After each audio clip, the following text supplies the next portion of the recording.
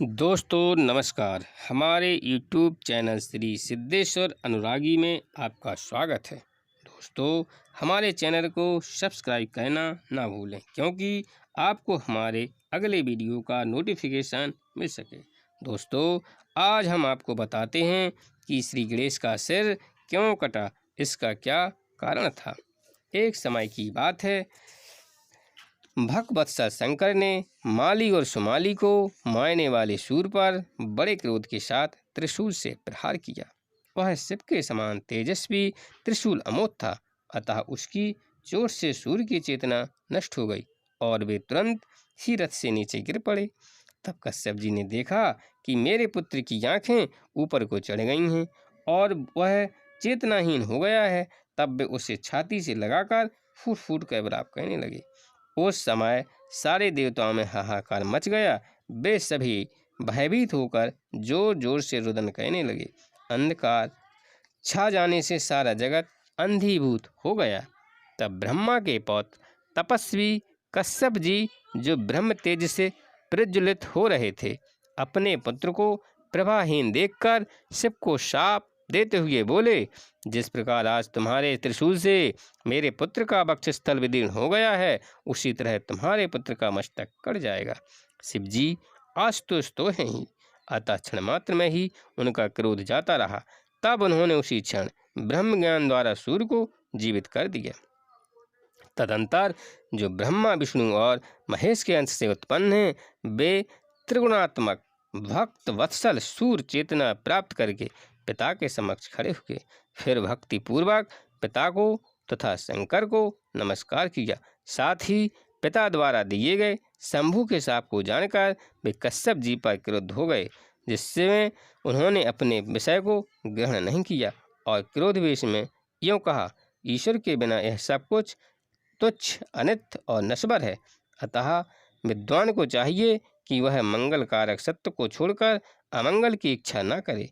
इसलिए अब मैं विषय का परित्याग करके परमेश्वर श्री कृष्ण का भजन करूंगा। यह सुनकर देवताओं ने ब्रह्मा को प्रेरित किया। तब उन प्रभु ने शीघ्रतापूर्वक वहां पधारकर सूर्य को समझाया और उन्हें उनके कार्य पर नियुक्त किया।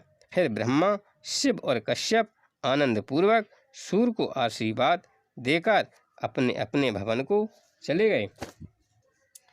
कुछ समय बाद पार्वती व शंकर जी के यहाँ कैलाश पर श्री गणेश का अवतार हुआ, तो सभी देवता श्री गणेश को देखने के सभी देव आए। इसी बीच महायोगी सूत सूर्यपुत्र शनिश्चर शंकर नंदन गणेश को देखने के लिए वहाँ आए। उनका मुख अत्यंत नम्र था, आंखें मुदी हुई थीं और मन एकमात्र श्री कृष्ण में लगा हुआ था। शनिदेव ने सिर झुकाकर माता पार्वती को प्रणाम किया, तो उस समय वे पुत्र को छाती से चिपटाए रतन सिंहासन पर विराजमान हो आनंदपूर्वक मुस्कुरा रही थीं। सहसा सूर्य नंदन शनीश्वर को सिर झुकाए देखकर दुर्गा ने उन्हें शीघ्र ही आशीर्वाद दिया और फिर उनसे वार्तालाप करके उनका कुशल मंगल पूछा कि शनिदेव, इस समय तुम्हारा मुख नीचे की ओर क्यों झुका हुआ है तथा तुम मुझे और मेरे बालक की ओर क्यों नहीं देख रहे हो? मैं इसका कारण सुनना चाहती हूँ। तब शनिदेव ने कहा, माता, मैं एक परम गोपनीय इतिहास, यद्यपि वह लज्जाजनक तथा माता के समक्ष कहने योग्य नहीं है, मैं कहता हूँ, सुनिए। माता, मैं बचपन से ही श्री कृष्ण का भक्त था। मेरा मन सदा एकमात्र श्री कृष्ण के ध्यान में लगा रहता था। मैं विषयों से विरक्त होकर निरंतर तपस्या में लगा रहता था। पिताजी ने चित्ररथ की कन्या से मेरा विवाह कर दिया। वह सती साध्वी नारी, अत्यंत तेजस्वती तथा सतत तपस्या में रत रहने वाली थी। एक दिन ऋतु स्नान करके वह मेरे पास आई।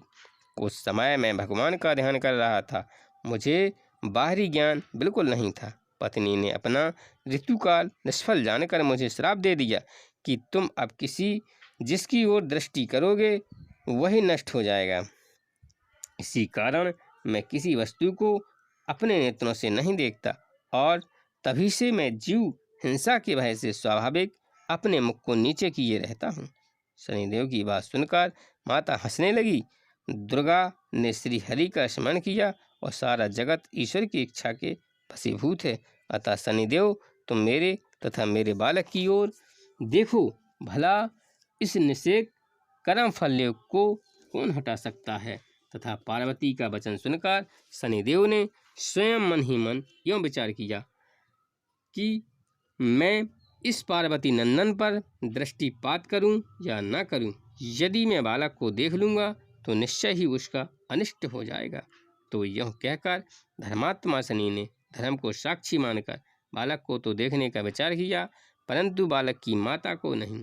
तो उन्होंने बाएं नेत्र के कोने से शिशु के मुख की ओर निहारा तो शनि की दृष्टि पड़ते ही शिशु का मस्तक धड़ से अलग हो गया।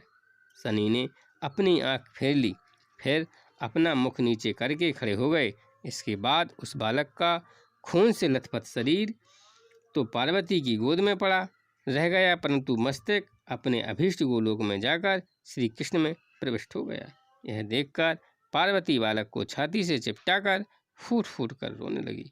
उन्मत्त की भांति भूमि पर गिरकर मूर्छित हो गईं।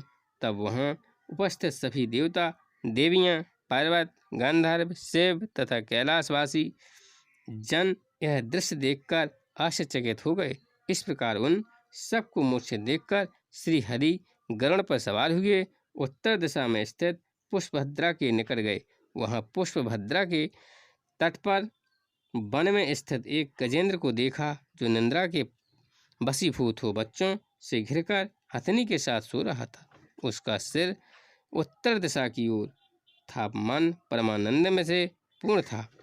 तो श्री हरि ने सुदर्शन चक्र से उसका सिर काट लिया और रक्त से भीगे उस मनोहर मस्तक को बड़े हर्ष के साथ गरुड़ पर रख लिया और मन के समान वेगशाली भगवान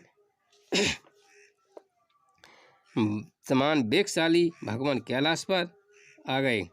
वेगशाली भगवान विष्णु कैलाश पर आ पहुँचे और उस हाथी के मस्तक को सुंदर बनाकर बालक के धड़ से जोड़ दिया।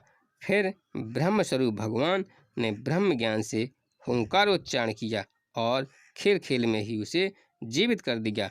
धन्यवाद।